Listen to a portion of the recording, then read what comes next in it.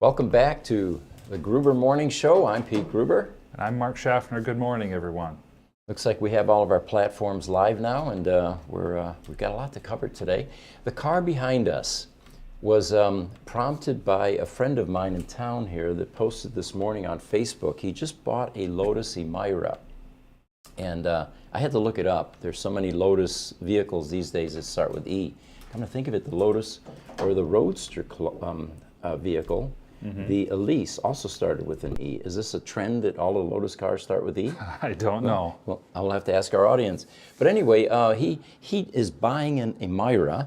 I looked it up, and it's an ICE vehicle, and I thought, well, why is Jeff doing that? Well, Jeff is one of my car buddies, and he's had everything from a Ferrari, two of them actually, to a beautiful Lamborghini SV.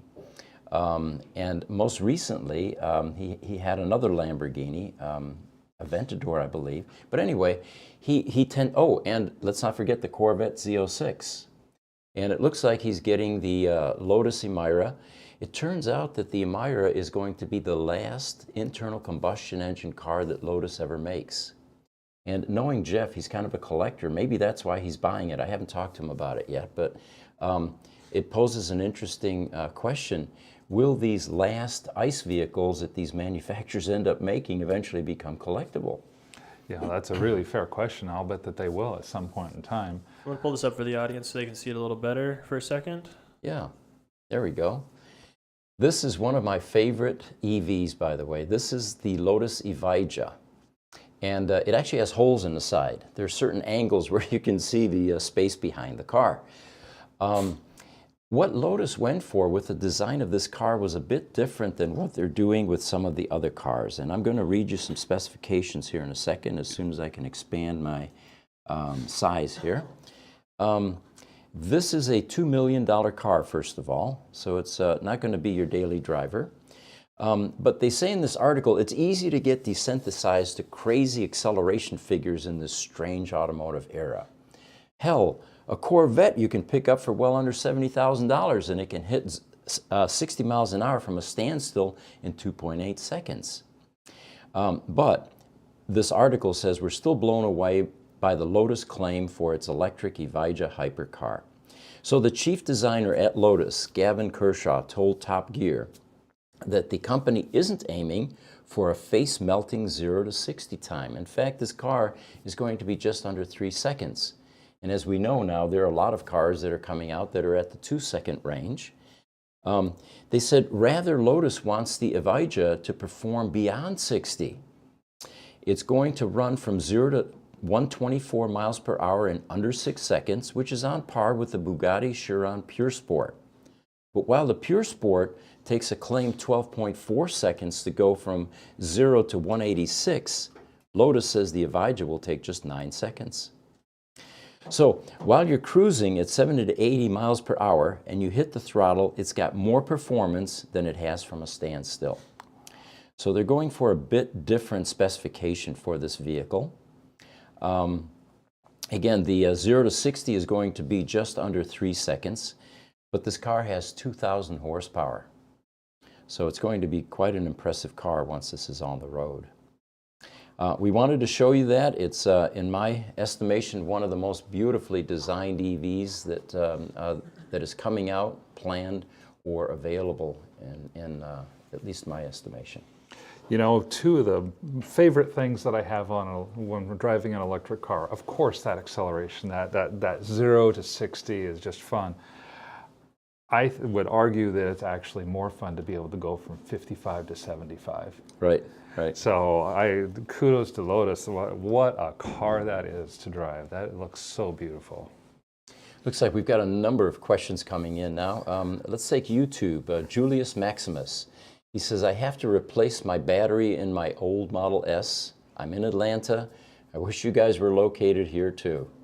Well, fortunately, you can get your battery replaced by Tesla. It costs a bit more, but there is a solution for that problem. And then it looks like YouTube, Jim's Garage. My large drive unit in the 2013 Model S is faulty, left me stranded, and has coolant on the sensors.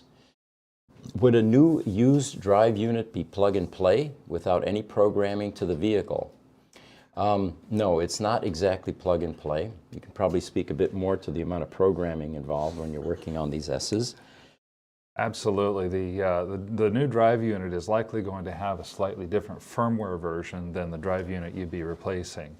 The coolant in the sensor or the coolant in the drive units is something that's actually somewhat common inside of the Model S's. Doing a firmware redeploy, however, is not a terribly technical process. It's just a matter of having the right tools to be able to do it. And you know, Tesla has solved that problem. That was an early Tesla Model S problem where coolant would leak past a bearing and a seal and eventually migrate into the transaxle, but worse yet, into the inverter. And the problem with that is in the inverter, you've got 400 volts at high amperage, and coolant is a bit conductive. So it acts like an electrolyte, and it begins to create some serious problems. Looks like TikTok, Tom Kraus followed us. Chris also followed us.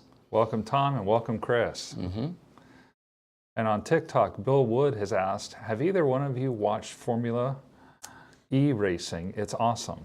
Formula E, yes, yeah, it is. It's a bit unnerving because you're used to the sound that comes along with it, and it's fairly silent other than the chirping or squealing of tires.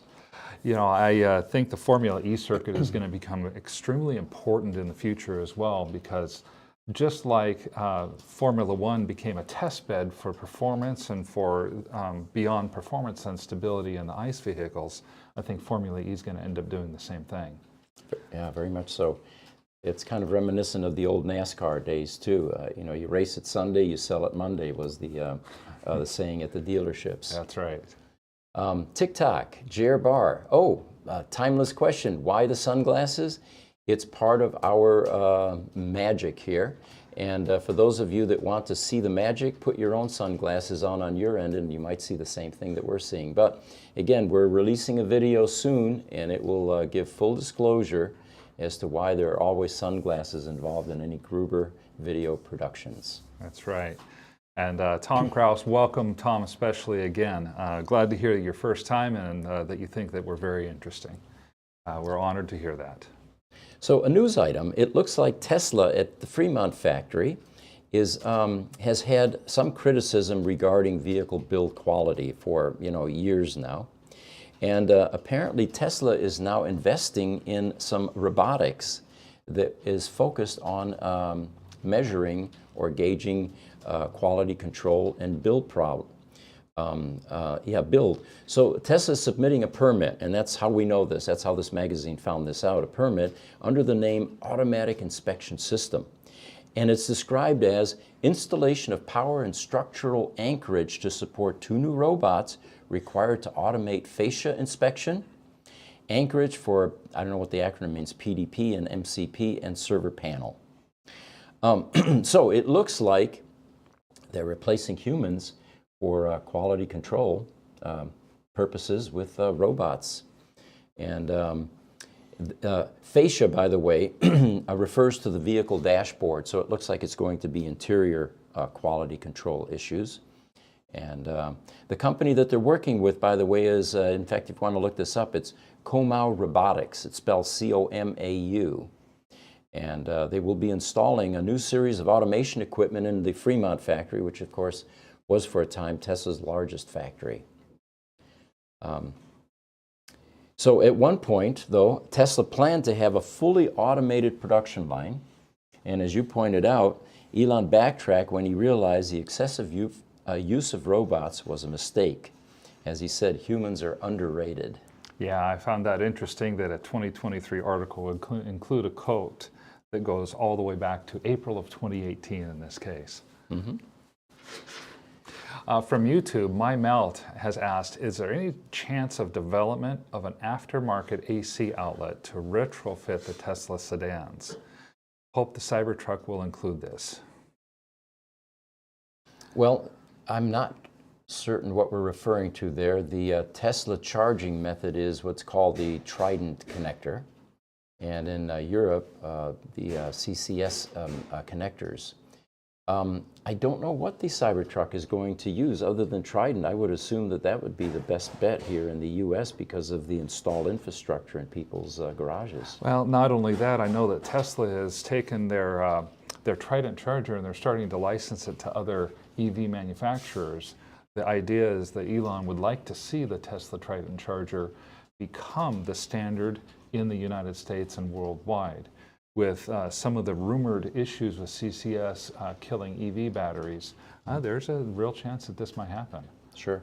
And standardization in any industry, of course, is a good thing. It reduces cost. Nobody, all the manufacturers don't have to develop their own connectors in small quantities. You get into high volume production mode, and it definitely helps feed the bottom line for the manufacturers, which oftentimes is passed on to the consumer. Yeah, and there are actually CCS to Trident adapters out on the market even today. Mm-hmm. They cost a few $100s, but you'd be able to take your Tesla and plug it into a CCS DC fast charger.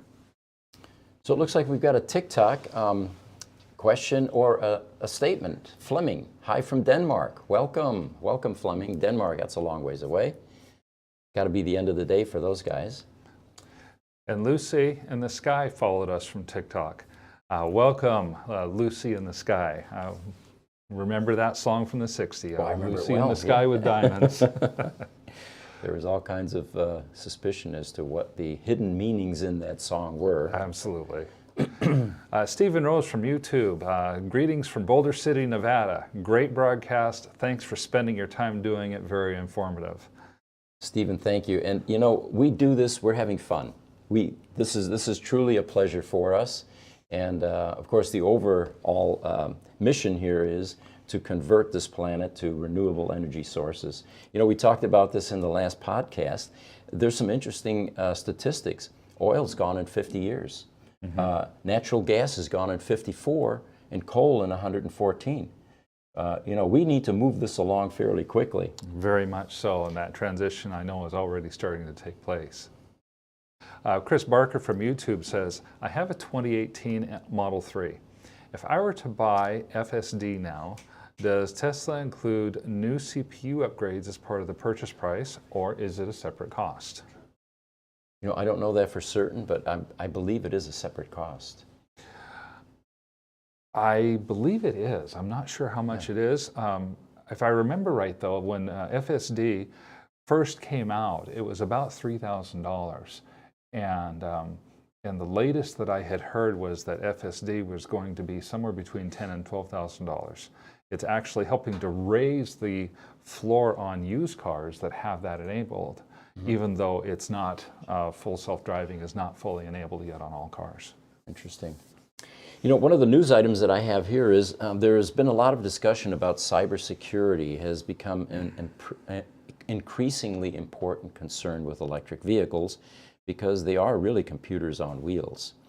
And the EVs are vulnerable to cyber attacks, which could, of course, compromise the safety and functionality of a vehicle and also be the target of, terrorist type attacks. You had mentioned something related to that. Yeah, in the Sandia National Laboratory in Albuquerque, scientists conducted some experiments, and then they concluded after 4 years of looking at the charging infrastructure and exploits that could and do exist in that charging infrastructure, there's a real problem from a cybersecurity standpoint. What they mention is that charging stations are terribly vulnerable. You as a consumer will either use an RFID card provided by a vendor, or will use even your own RFID chip in your credit card. And these guys were able to take from a distance of 47 meters away, put a small 1-watt radio right into their car, and they were able to read the transaction between the card chip and the EV charging station because it wasn't encrypted. In some cases, it was nothing more than a simple Raspberry Pi that was sitting inside the tower. And there was no type of electronic encryption or safety measure in place. That makes our charging infrastructure terribly vulnerable to cybersecurity attacks. But from a practical level, even today, if somebody wants to swipe your information, all they have to do is be parked close by with a car with tinted windows and have a radio on and wait for people to come up and charge their car. It's not happening very frequently yet. At the same time, if you go back just a few years, people on Apple computers used to say, you know, my computer is virus proof. That occurred until probably about 2008 or 2009. Once the iPhone became popular and more Apple products became popular, the next thing you know, the bad actors were on Apple as well, and they were totally not virus proof. Sure. Much the same thing is going on here. It's very small as a market segment of the car, of the overall vehicles, but as electric vehicles become more ubiquitous, this is going to become a bigger and bigger risk. You know, it is not our mission to aid terrorists in, giving them advice on how to, abuse these kinds of electronics. But it doesn't take much to connect the dots. If you think about full self-driving, for example, if you can hack into a full self-driving vehicle that's hurtling down the freeway, you could, create all kinds of what would feed a terrorist's, desire. Having the vehicle veer off the road, crash into other cars, for example, kill the occupants if it turns out that that particular occupant was targeted by a terrorist type organization. We also have the risk of hacking into the charging systems, which isn't hard to do, apparently. And the problem with that is if you're overcharging a lithium-ion battery pack, the end result may be combustion and it ignites. Yeah, and it doesn't take too far to think about, wow, charging stations are going into parking garages that sit under federal government buildings. Exactly. What would it take then to torch an entire federal government building when you have a 1,200-pound ignition source? Sure. So both attacks on the navigation system and on the charging systems in these EVs may become the the new way of or the new tool for terrorists.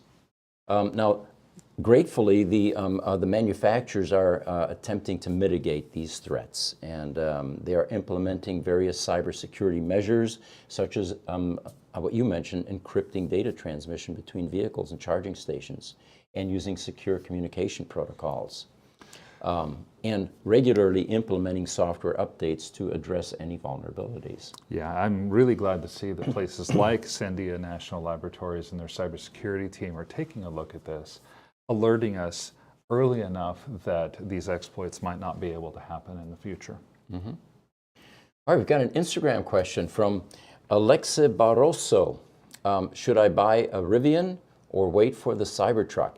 You know what? Hang tight, because we have an update for you regarding when Tesla is projecting Cybertruck release, and it was just announced yesterday, actually, so it's new information. Martin Green from Facebook also has messaged us and says, greetings from the UK, very informative and helpful. Thank you, Martin. And then Bill Wood, one of our regular TikTok visitors. If petroleum goes away, how will we be able to make plastic components and other things that are made? Well, one of the things that I find, at least in my lifetime, is that as a need arises, technology is created to fill the void. Yeah. And my confidence is very high that we will find solutions to any of these types of problems, or possibly go back to the old way of doing things, which was organic things like wood or, or glass or yeah. things of that sort. That's a really good question, though, and it's not one that we have easy answers for. True, very true, yeah. Stephen Rose from YouTube says that I love the sand dunes in the background. I think my next EV project will be an electric sand car. Much fun. And we were talking about this. Those sand dunes behind that Evija look identical to the Yuma sand dunes where I parked an ACR Viper in front of. And it almost leads us to believe that what they may have done was superimpose the picture of the Evija with the picture of the U.S. sand dunes. Although, again, as we said earlier, Hethel, UK is closer to Africa and the Sahara Desert, and I believe there are mounds like that in Africa as well. All right. Looks like from TikTok, Eric Endor is following us. Thank you. Our TikTok friends are definitely one of our largest audiences that we have. I had a news item from actually last podcast, and the headline was Analysis: Tesla uses its profits as a weapon in an EV price war. Well, you know, I'm not sure that weapon is the right word here. I mean, that's what most companies do. If they have profits, they're going to reinvest, and they have wiggle room to do things like reduce prices to gain some more market share. So I'm not sure that weapon is the exact term that I agree with, but apparently Tesla's price drops really did upset the industry, and most likely because the competitors were operating on paper-thin profit margins. And here Tesla comes along and rewrites pricing, or reestablishes pricing.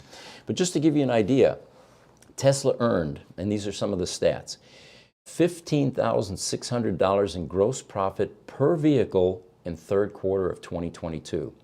That is more than twice as much as Volkswagen, 4 times as much as Toyota Motor. Now these are big companies, mind you, and 5 times more than Ford Motor Company, according to a Reuters analysis. You know, at the end of 2022, Elon kind of gave a hint that this might be coming. On December 22nd, he was talking about growing volume in a recession environment, because he, as well as many other people, believe that we're going to be heading into a recession at some point in 2023. With that in mind, he believed then that a price decrease in his vehicles might be necessary, depending on how much they wanted to grow. He concluded saying, "Let's grow as fast as we can, as long as we're not putting our own company at risk." By dropping the Model Y almost 20% like he did, that's more than just a $13,000 drop. It makes that Model Y eligible for the new federal EV tax credit that is now Teslas are eligible for in 2023. In the U.S., yes. In the U.S. That effectively drops the price of the baseline Model Y almost $20,000. That's going to be a hard thing for people to have to compete against. Our social media team wants to notify everyone that we are on Spotify now. Can you guys tell us what exactly that entails? Audio, video, tell us a little bit about that.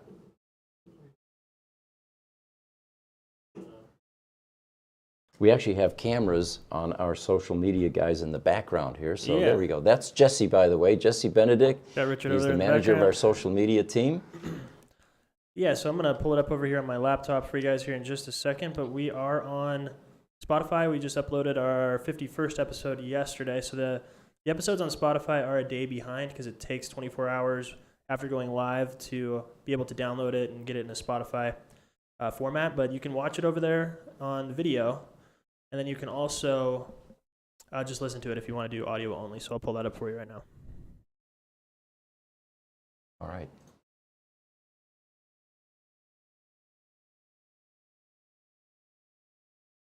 So again, that's just Gruber Morning Show on Spotify. You just search it and you can find it there. See, that is an awesome picture of you and Zane. Yeah.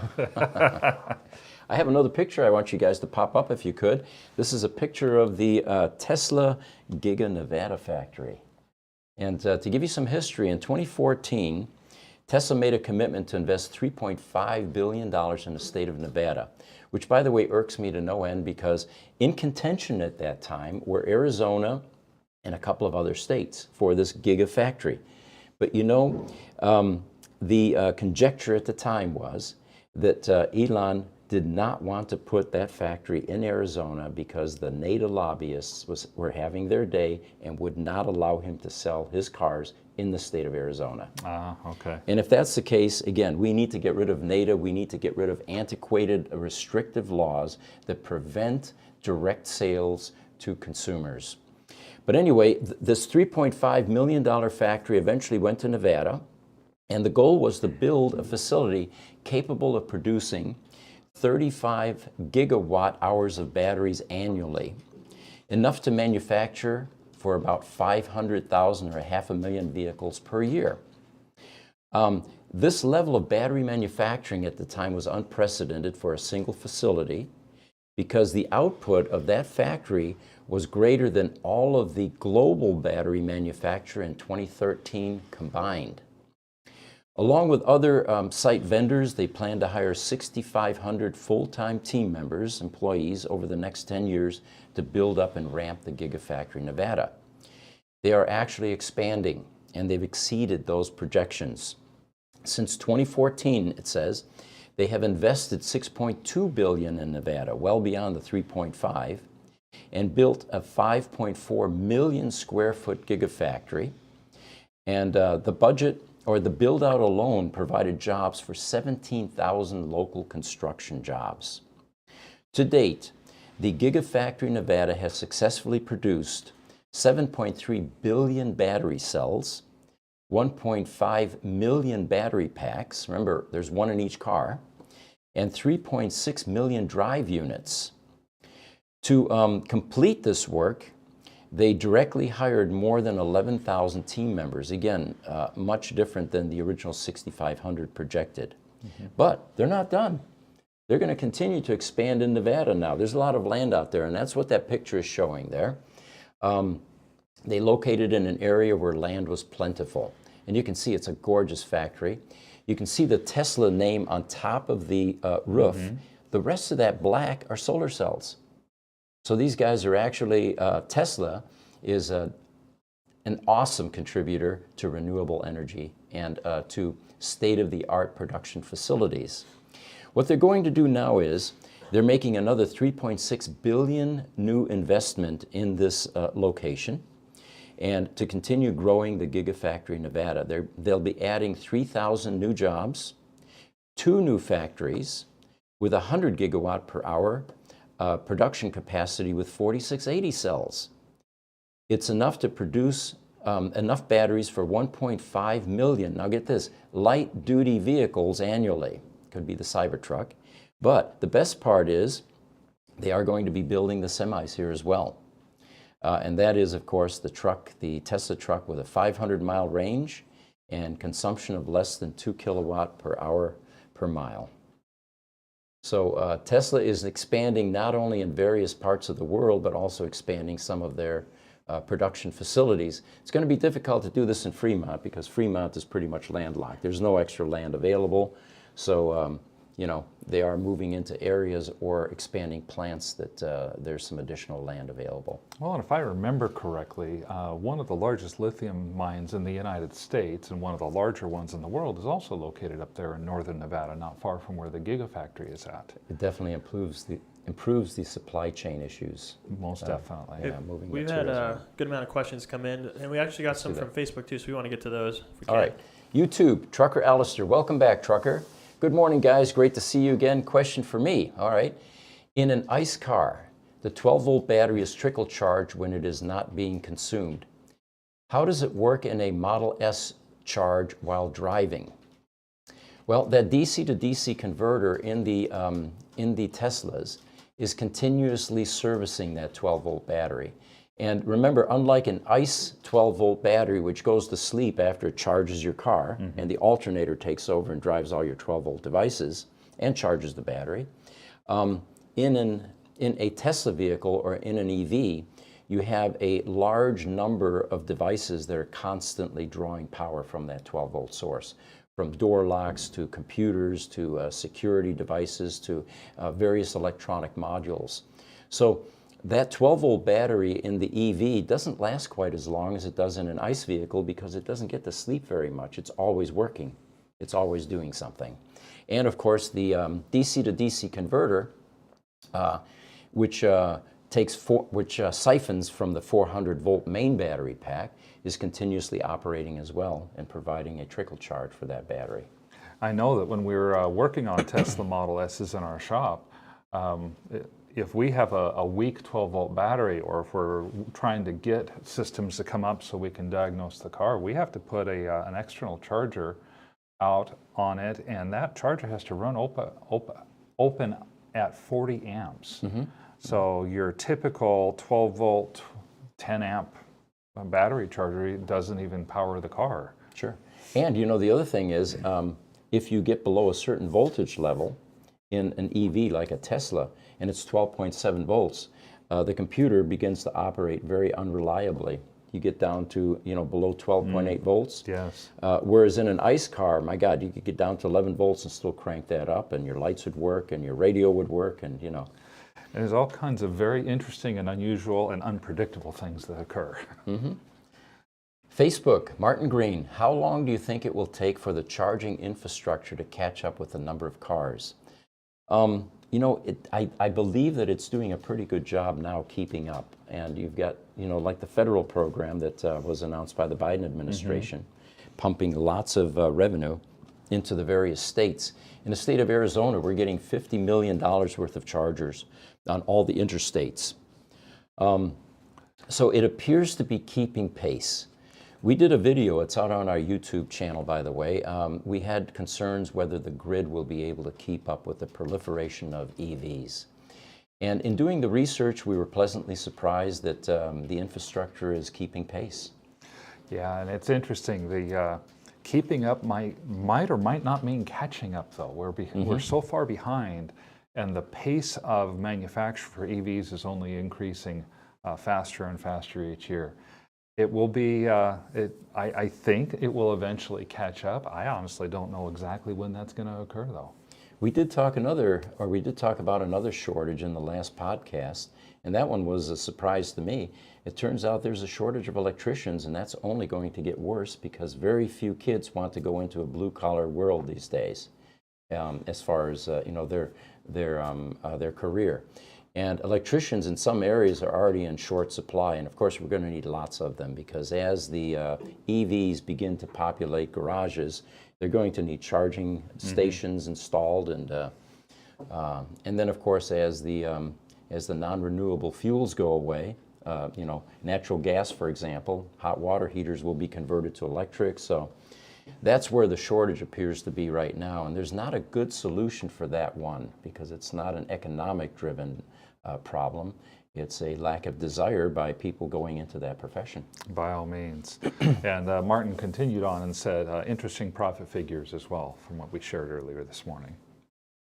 Chris Barker from YouTube asks, in the future, will there be alternative CPUs with clean room microcode for Tesla cars, like AMD cloned an Intel microcode? I'll help to answer that particular one. That's part of what I was looking at with the cybersecurity. And I think the short answer is yes, there is going to be something just about like that. It doesn't exist yet, but that's one of the things that the EV charging infrastructure being insecure is leading the cybersecurity analysts and experts to recommend that they have essentially a clean room type of a code, which is basically sectioned off code written to firmware that's not able to be overwritten.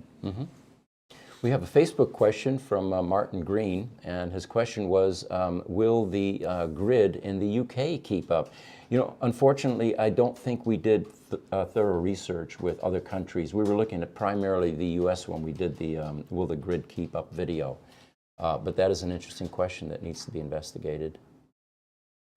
Yeah, we can look into that, maybe do a video on that for other countries. From Instagram, was that picture we popped up not Giga Nevada? I actually think that picture is a render of what Giga Nevada is going to become. Oh. The Giga Nevada... It's coming soon. Yeah, Okay. It's going to be coming soon. The Giga Nevada factory, thank you for pointing that out for us. That Giga Nevada factory right now is kind of L-shaped. Oh, okay. But I've seen what the pictures are of what they want to improve as they build new factories, and the talk was that the new factories might become part of that, and that render is what it looks like they're going to end up coming to. I knew it. I knew that Google could not always be trusted. Or my version of reading Google. I'm pulling it up for you guys right now so you can take a look. Great, thanks. It's this is directly from the Wikipedia, so I'm hoping this is And more while accurate. Jesse's doing that, we've got an Instagram question from Orlando Murrieta. Hello, I work on quality for software, but would love to work for the EV industry. What would you recommend to me? Well, I would say get your resume polished and begin applying to the EV manufacturers. They are desperate for talented people right now. There's a serious shortage, and even though you don't have direct experience, one of your best ways to gain the experience you're looking for would be on-the-job training. And you may have to start, at the bottom, but it's an investment well worth making, because not only are you going to get a paycheck, but you're going to get an education along with it, and that can be a great benefit to you. Well, and these cars actually, it's not even unique to Tesla and the EV world. They typically run on Linux systems, which is public domain. So your Perl scripts, Linux operating systems, things of that sort, especially looking at technology that is relevant to the time that the vehicle is manufactured, is going to be a good way for you to be able to get some better experience as well. Instagram, JC Morataya, hi from Guatemala, welcome. Question from Instagram, Oakshade 104, while you can jump and start an internal combustion engine car, can one jump start a Tesla? Absolutely. The original Tesla Model S had that oval cover on the front grille. That pops off. Behind that are two studs. There's a grounding stud and a 12-volt stud. And if your 12-volt battery in that Model S has been compromised and dipped below 12.7 volts, the car won't start. So what you can do is get either a jump box or another car with 12 volts, hook that up to that point, and you can get your car running again. That picture that showed up for about 3 minutes there, I do believe was the picture of the Gigafactory, Jesse. Yeah, I can pull it back up. So that's the L shape. It's much smaller than the other one. Oh, there we go, yeah. Yep, and I saw something superimposed over that this morning looking at it, and the right side of that L shape, if it were to be completely filled in, that almost completely would be the size of the new factory that they're looking to build. Interesting. Okay. So I do think that's the existing Gigafactory. Yeah, and that makes more sense from a permitting standpoint, because that portion has already been allocated for future construction, most likely. Right. The middle portion of that would be their semi-manufacturing area, where they're manufacturing batteries for the semis, and then everything on the near side of that factory would become the new 4680 cell manufacturing facility. Facebook question, Martin Green, can you recycle the 18650 cells from the batteries when they have expired? Well, not when the cell has expired, because it's defective, but if it's in a module, which typically in a Tesla is exactly what takes place. You have a bunch of cells, 18650s, in series and parallel connection. Those are oftentimes used for other applications, power walls, solar. One guy in Florida is even putting them into golf carts. And of course the trick is to find that resistive cell that's draining the rest of the cells in parallel, snip that out of circuit, and then that pack or that module has a second life. Jiminy Stack from Facebook commented as well and said that Tesla has said they're going to triple the supercharger locations in 2023. 2023. By the way, Jim Stack is one of the local EV pioneers. I point that out every podcast when he comes in, because we love you chiming in, Jim, but he has been in EVs for 20 years, and he is a local legend here in the state of Arizona, and possibly nationally as well. And he's absolutely correct as well. Yeah, thank you for the input. On Instagram, Platano Festil asks, what does the future of hot rodding look like with EVs? Is there a third-party program out there to be an aftermarket software for mods? I'm a car guy. Yeah. Hot rodding definitely has a certain mystique and aura and an expectation. With EVs, things are going to change. It was like we were talking about the Formula One racing. The Formula E racing takes a whole different direction and takes an element out of that, which is part of the experience for most gearheads. The only answer I have to that is it will change drastically. And but we still, in the meantime, will have car shows. We'll have quarter-mile strips where you can test your performance of your vehicle.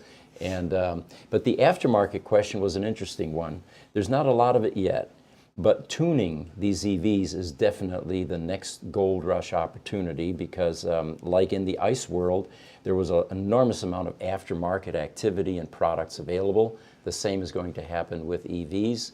And we just need companies to emerge and make the investment to build up that industry. You know, I come from a technology background, and one of the things that gets done out there are people going out and rewriting the drivers for video cards or CPUs to overclock them to improve their performance. Right. He makes a great point about the software. Hot riding EVs is going to become much the same as overclocking a CPU or extracting the maximum performance out of a video card. It's going to be a matter of reprogramming the software, putting that into the car. I can't imagine that that will not happen.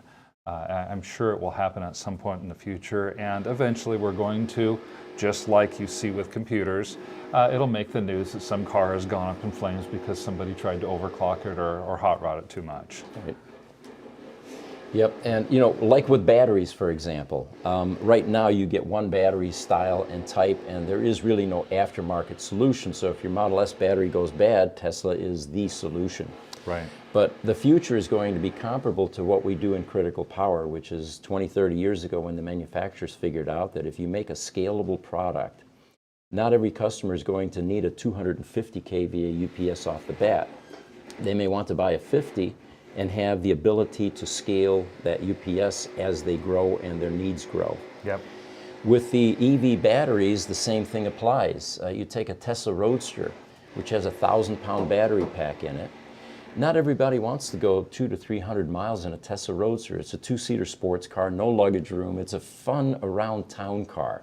So if you can shave 600 to 800 pounds off that battery, guess what happens to your 0 to 60 performance? Absolutely. So yeah, the aftermarket is coming. It's just that there aren't a lot of options yet. On Instagram, Orlando Marietta says that he thanks us for our answers. So you're very welcome, Orlando. Same with Martin Green from Facebook. Thanks for the responses. Great broadcast. I just want to also apologize to everybody for the noise in the background. We are in near a live work environment. That shouldn't happen for too much longer.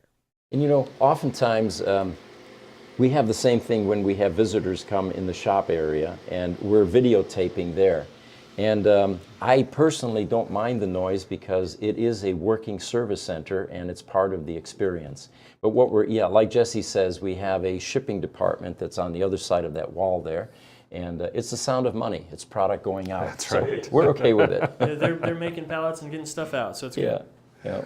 All right, good question from Facebook, Martin Green. And we're addressing my statement earlier that you find a resistive cell in a module.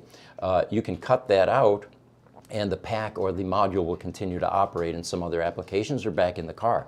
So the question is, once you cut the link to a defective battery cell, do you reduce the range?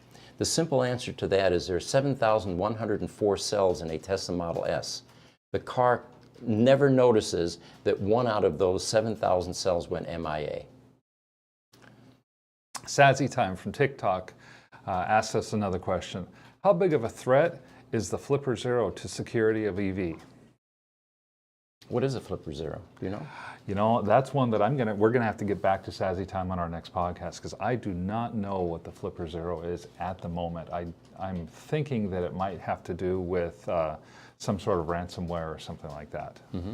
Oh, wait a minute, Jesse's looking it up. Yeah, we actually have the ability to bring up some website. So it's something people have been using to hack, basically. Okay, software, hardware, hacking software, or hardware. It's a hardware device. I don't know exactly what it does, but I know it's a problem. Oh, you have a camera, you know. What's that? I said you have a camera. Get yourself on camera. That's there. right. It's right here. Yeah. There he goes. There's Richard. There's Richard. That way we don't have to turn our heads. We can look Yeah. at the screen and say, "Hey, there's Richard." Yeah, I don't know a whole lot about it, but I know that it is causing an uproar with potential threats to things. So It sounds like some more research for us in another video. yeah, we'll come out with the anti-Flipper Zero. Yeah. Thank you for the tip. Sazzy Time. TikTok. Jean-Claude Van Scram. What's happening, Stevie Wonder? He likes our glasses. He likes the glasses. I love that. Instagram, JC Morataya. How do you think the hydrogen-powered cars would affect the EV industry, or will they be complementary to EVs? You know, we get this question a lot. My personal opinion is comparable to Elon's. It's a waste of time. You know, here we are going in a direction. We're gaining enormous momentum with the electric vehicles. Why go back to plumbing and mechanical stuff? You know, we're trying to reduce the amount of hardware that's in one of these transportation devices. Although it is a wonderful technology. The byproduct is, again, clean energy. So there's nothing wrong with the technology. It's just that it's not economically as feasible as the direction we're heading now. Yeah, I know that Toyota continues to make a lot of investment into the hydrogen cell technology. I'm like you, I don't see the sense in it long term because it leads to more complicated engine and components, hydrogen storage, how do you do refueling, what happens if you get a spark in the area, now you've, you know, the explosion issues. Those type of things are really significant barriers for the widespread adoption of that. They have been for years. I see that they're going to be in the future. There probably will be a niche market for hydrogen in the future, just like there are niche markets for all kinds of different and unusual technologies, but I don't see it becoming mainstream like EVs have become. But in different technologies, perhaps, instead of putting one in every car, you know, it would be in a plant type environment. Plant environment, your big city buses where they have a really tight control over the process and people can be highly trained on how to do the transfer of hydrogen. All right, here's a good question from YouTube. David Hartline. He is with BenPack. In fact, I think he's the producer, the video producer at BenPack. They were out here a couple of weeks ago, and we've been working with them on a solution for the electric vehicle service centers. They are one of the progressive companies that is focusing on making specialty tools for the EV industry. But anyway, his question is, where are Richard's sunglasses? All right, Richard, put yourself back on camera. He took your advice, David. We appreciate the tip. I don't know what he's talking about. I had glasses on the entire time. I didn't show myself without sunglasses. All right. You know, and I think Jesse, he's got his on too. Yeah. All right, guys, I got a video or a picture I want to throw up. It's the Lucid motor. Lucid? Yeah, and this was actually from yesterday. Apparently, Lucid Motors unveiled its all-new motorsports-oriented drive unit. It's already being used in Formula E racing and the Lucid Air Sport sedan. There we go. There's actually a picture of it that's more detailed. It's larger. Let's try popping that one up without the headline. And then Mark did some math, and you got to share this with us. I was fascinated when I heard this story yesterday. First, when I found out that this little Lucid motor is 10 inches by 10 inches by 13 inches tall. All right. And it produces roughly 6.7 horsepower per pound of engine weight. That just blew me away, and I thought, okay, one of the most popular engines out in the ICE marketplace today is the Chevy small block 350. It's existed from the late 60s all the way up through current vehicles as a 5.7 liter engine. I thought, okay, well, how much does a Chevy small block weigh? It ranges in weight, or has over the years, but it's about 535 pounds.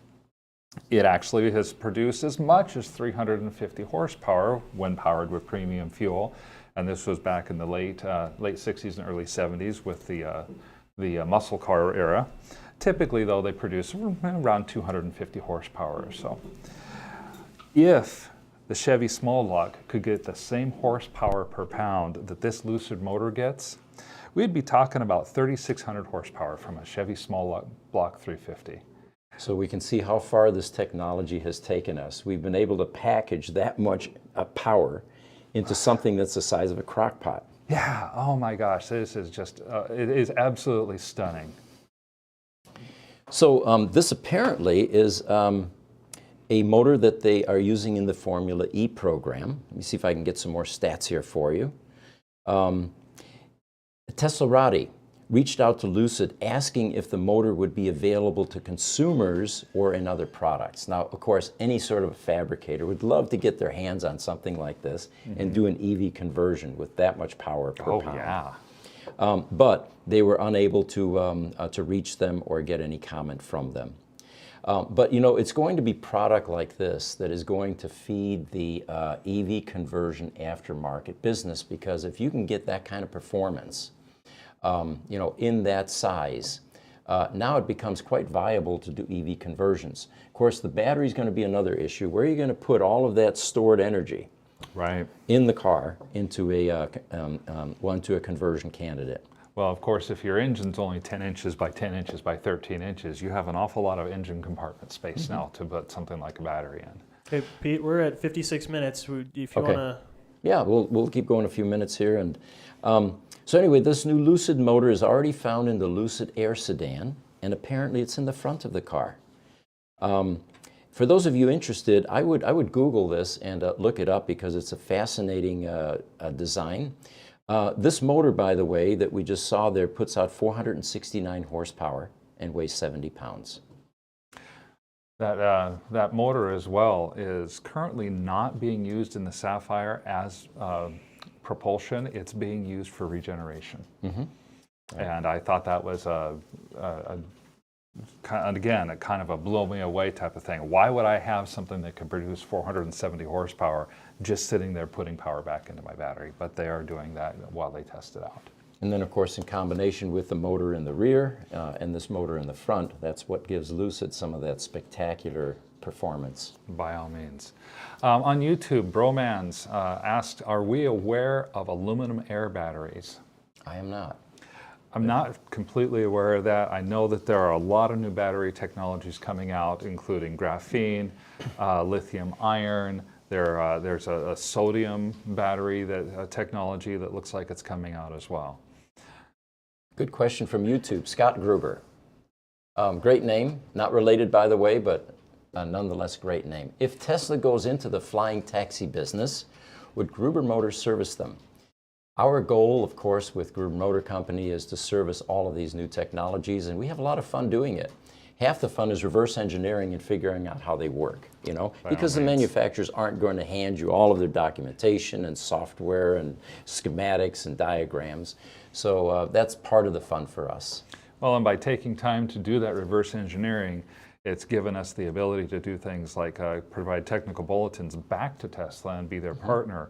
Where we've, on a couple of occasions, at least I know of, on the Roadster, we've actually found items that have been issues that they had not been able to solve, and we've been able to give them assistance in solving those issues. Yeah, one of the funniest ones was when we found a firmware bug in the Roadster. Tried to get a hold of the author of the firmware, and because of very strict non-disclosure agreement law rules within Tesla, he was unable to talk to us about anything. So I asked him, I said, who is it that I need to get permission from for you? And he said, Pete, I can't even tell you that. So eventually I got a hold of Elon and explained what the problem was to Elon, and he agreed that this is probably a necessary fix. So he said, I'll take care of it. That was Saturday morning. By Monday morning, that same engineer called me and said, well, you got to the right person. How can I help you? That was very rewarding, and it's going to go down in history here at Gruber Motor Company. Thank you, Elon, again for that vote of confidence in helping us solve that problem. On Instagram, DJVIP510 asks, so you can cut cells and remove connected batteries and not reduce the range? Yeah, well, let's qualify this. He used the term multiple batteries. Typically, in a let's take a Model S, for example, 7,104 lithium-ion cells in that pack. It only takes one to kill that pack. And the reason is the safety systems in the car. You don't want to overcharge a resistive lithium-ion battery, because it will heat up, and once it reaches a certain temperature, it will ignite, and then it will ignite all of the adjacent batteries, and the next thing you know, you have a fire that's going to be almost impossible to put out. So it's usually one cell. It is not multiple cells. And yes, the car never realizes 1 out of 7,000 went MIA. Well, you've got, what is it, like 99 cells or something like that are running in parallel In the Tesla Roadster, In the yes. Tesla No, Roadster? I'm sorry, 69 in the Roadster, and what are there in the Model S in a brick? I don't know off the top of my head. I don't remember off the top of my head. I think it might be 99 in each brick in the Model S. What we do know, regardless of that number, it's a high number. It's in the high tens, close to 100, and the car sees that as one battery. So these batteries, they're all wired in parallel. Taking one cell out of that parallel leaves a battery that has 99% of its original capacity, or more potentially. Yeah, 99.9999%. Oh, there's a lot of decimal. Yeah, there's a lot of numbers after that decimal point. Even Yeah, for that, yeah, just that one cell has 99%, and you're talking about, 16 modules. Each module has 6 battery cells in it, which is around 90 or so batteries, individual batteries that are wired in parallel inside those. So yeah, it doesn't. But the bottom really line affect is, yes, the anything. car doesn't care. It doesn't recognize any sort of a loss, and it's the simplest way to resolve a resistive cell, because if you try to take the cell out, we're all thinking flashlight. When you get a bad battery or batteries in a flashlight, you open up the cap, put 2 new ones in, slide them in and out. You can't do that in an EV because they have a thermal potting compound, they have cooling jackets, and to try to remove a cell is very destructive. It may damage the cooling system, and it's unnecessary because the car isn't going to operate any differently with a replaced cell or a snipped cell. That's right. From LinkedIn, clay modeling is so crucial in design development. Do you agree? Well, that probably speaks to what the world of designers would prefer. And I would say that with software becoming what it is, and AI, that design is probably moving into that realm. We used to, the traditional way was you put a design on paper, then you make a clay model, you look at your clearance issues and all that. I would say that is probably a dying technology. Franz von Holzhausen at Tesla, for example, did a stellar job with the Model S, and the Roadster actually was done by a different team, but they used a clay model with the Roadster, and if you want to see it, it's on display at the Peterson Auto Museum. I did not know that. Yeah, but I would venture to say that that's probably a dying art, and we will have AI doing a lot of this type of stuff in the future. By all means. Thank you. That was from Roy White, by the way, from LinkedIn. From LinkedIn, okay. All right, so I have a image I'd like you guys to pop up. It's the Helios EV charging station. Okay, I just want to make sure you're okay going. We're an hour and 10 minutes. Hour and 10 minutes? Yeah. All right. How about our audience? Do you want to continue to hear from us? If so, we'll give you a couple of minutes to chime in and let us know. You say it's the what now? Oh, the Helios charging station. Okay, I see. Yeah. I found this yesterday. Apparently somebody is selling a self-contained charging station for EVs for $60,000. And once he pops it up on the screen there, you can see that it's got a solar roof, and the electronics are somewhere in there. And what you can do with this is actually charge your EV, no connection to the grid, completely self-contained. Is that inductive coupling? It is not inductive coupling. So You what's talked that? about plug-in, even though that platform that it sits on looks a bit like. It looks like a could pad be. or something, yeah. Yeah, like a pad. That'd be cool. But, again, these are concepts that are definitely needed, and in my mind was futuristic until I saw the simplicity of this. Here's how they describe it. This Helios charging station is an off-the-grid solar-powered charger, 150 kW storage for the base model. And they say, are you sick of being stuck on the grid? Want to provide your customer EV charging, but it's too much of a hassle? This product is completely off the grid, portable EV charger that is plug and play, available for rentals or purchases. If you want to see more about this, Instagram _Helios_EV charger _ and you can see some more information about this. We'll definitely research this, but this came in too late for us to do any thorough research. Just looking at it, I don't see any power storage. So would that mean it has to be direct solar to vehicle? I don't think we're seeing the whole thing here. There could be batteries mounted underneath the solar panels, whole deck of them. But yeah, I would strongly suggest anyone curious to look this up. And it looks like only one pivot point or one pole holding it up, which I guess with a strong enough I-beam is quite doable. It does say that it has 150 kilowatts worth of storage as well. I think my biggest question would be, are you going to be able to generate enough off of those solar panels in a day to put 150 kilowatts of storage in there? I do happen to have solar on my house, 31 panels, and we produce, in the summertime, we produce about 70 kilowatts. Per day? Per day. Okay, all right. And so for just 4 panels, it does seem like they would have to be really large panels to do that. I don't know that it's impossible, but it would, it's intriguing, and I'm looking forward to looking up more about it. We have a couple of business partners that are in our compound here, one of the buildings that we have here. And they're actually making something like this for Fergie, the Duchess of York. Yes. She is apparently an investor in alternative energy sources. And on any given day, you'll see them over there in a machine shop making large metal frames for something just like this. So we're going to show this to them as well and say, is this similar to what you guys are working on? Instagram, Oakshade104, yes, go long was the answer to our question. Should we continue? YouTube Shorts, Rage, hey guys, how are you? And then Facebook, Martin Green. I witnessed firsthand that lithium-ion battery fire with exploding cells. Do you think people are taking the fire issues due to thermal runaway seriously? Well, we've had 2 fires here that involved lithium-ion cells. In fact, they were in cars. And we take it very seriously because we watched the 2 buildings just virtually burn to the ground other than the block walls.